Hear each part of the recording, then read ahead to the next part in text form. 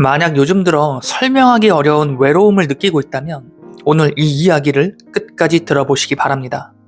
사람들 속에 있어도 어딘가 혼자인 느낌이 들고 대화를 하고 있어도 어딘가 연결되지 않는 느낌이 들고 예전에는 아무렇지 않았던 관계들이 이상하게 낯설게 느껴진다면 많은 사람들은 이 감정을 이렇게 해석합니다.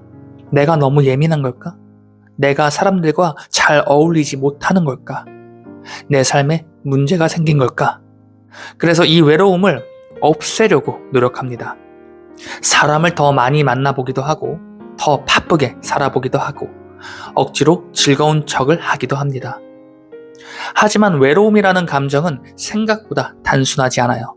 때로는 이 감정이 우리의 삶이 어떤 방향으로 움직이고 있다는 아주 조용한 신호일 수도 있기 때문이에요. 문제는 대부분의 사람들이 이 신호를 알아차리지 못한다라는 거예요. 그래서 오늘은 외로움을 느끼는 순간 그 감정 속에 숨어있는 삶의 신호를 알아차리는 방법 5가지를 이야기해 보도록 하겠습니다.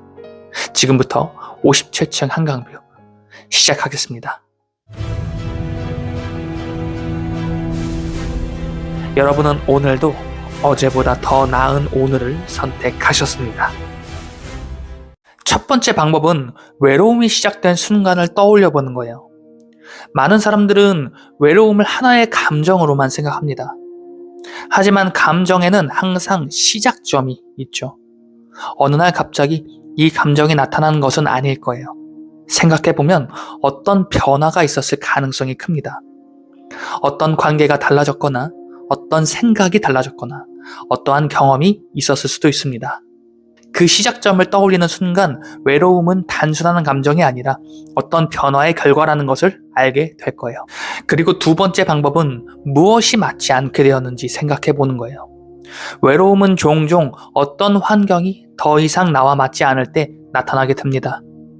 예전에는 편했던 대화가 이제는 가볍게 느껴질 수도 있고 예전에는 즐거웠던 관계가 이제 어딘가 어색하게 느껴질 수도 있어요. 이것은 관계가 나빠졌다라는 의미가 아닐 수도 있습니다.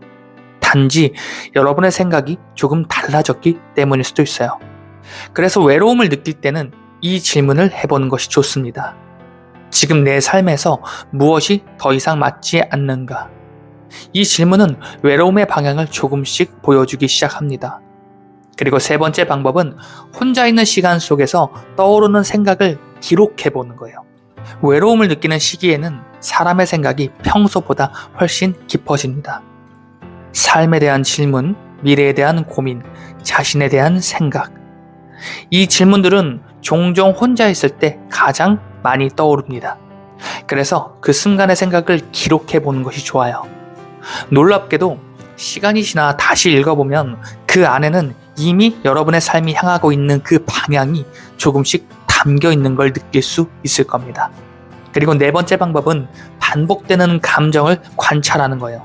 외로움은 항상 같은 순간에 나타나는 것이 아닙니다. 어떤 상황에서 더 강해지기도 하고 어떤 사람과 있을 때 더 크게 느껴지기도 합니다. 그래서 그 패턴을 관찰해 보는 것이 중요해요. 예를 들어 특정한 대화를 할 때 외로움이 커진다거나 특정한 환경에 있을 때 공허함이 강해진다면 그곳에는 여러분의 삶이 보내는 어떠한 신호가 숨어 있을 수 있다는 거예요. 그리고 마지막 방법은 외로움을 없애려고 하지 않는 거예요.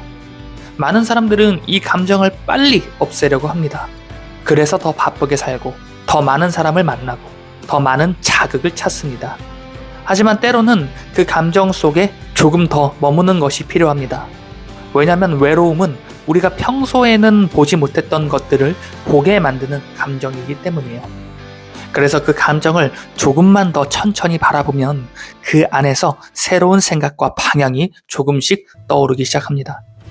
외로움이 우리에게 주는 의미는 분명해요. 외로움이라는 감정은 항상 부정적인 것만은 아닙니다. 어쩌면 이 감정은 우리가 익숙했던 삶에서 조금씩 벗어나고 있다라는 아주 조용한 신호일 수도 있어요. 사람은 성장할수록 생각이 달라지고 생각이 달라질수록 환경이 달라지고 환경이 달라질수록 그 관계가 또 달라집니다. 그래서 그 사이의 시간에는 잠시 외로움이 찾아올 수도 있는 거예요. 인생이 크게 바뀐 사람들의 이야기를 가만히 들어보면 그 변화가 시작되기 전에 거의 항상 같은 시기가 있었습니다. 바로 외로움이 깊어졌던 시기예요. 그 시기에는 사람들이 멀어지고 대화가 줄어들고 혼자 있는 시간이 늘어나기 시작합니다. 하지만 바로 그 시간 속에서 생각이 정리되고 방향이 만들어지고 새로운 삶이 시작됩니다.